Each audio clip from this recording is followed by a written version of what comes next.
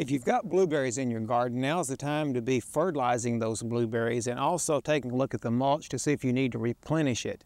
Now, our blueberries here at Oklahoma Gardening are going into their third year, and we'll be getting some fruit off of them this year, but in order to give them enough help along the way, not only to produce the fruit, but also to get some strong growth for fruiting canes, we do want to be sure that we pay close attention to the fertilizing.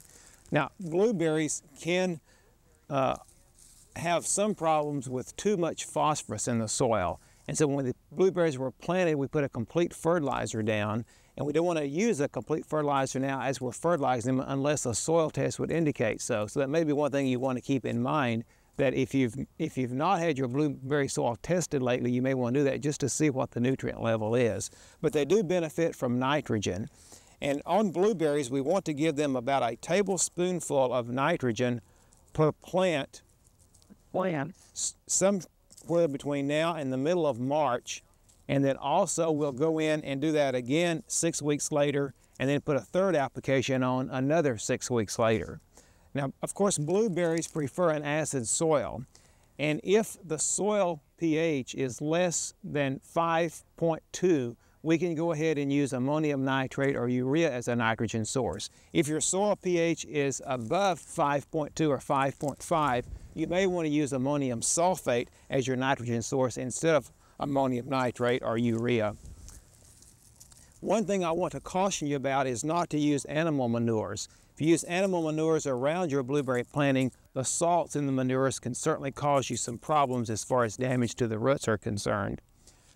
Well, our mulch here has been wood chips, and it looks like this is really beginning to break down and deteriorate now, so we want to replenish this mulch. We'd like to keep about 3 to 4 inches of mulch around the blueberry plants, and we're going to be using sawdust this year. Sawdust is very accessible in eastern Oklahoma, and even in other parts of the state you may be able to go ahead and find sawdust also. Sawdust is a good mulch because it does not break down quickly, so it's going to stay around for a while. But also you need to keep in mind that sawdust, as it does deteriorate like wood chips, utilizes some nitrogen from the soil.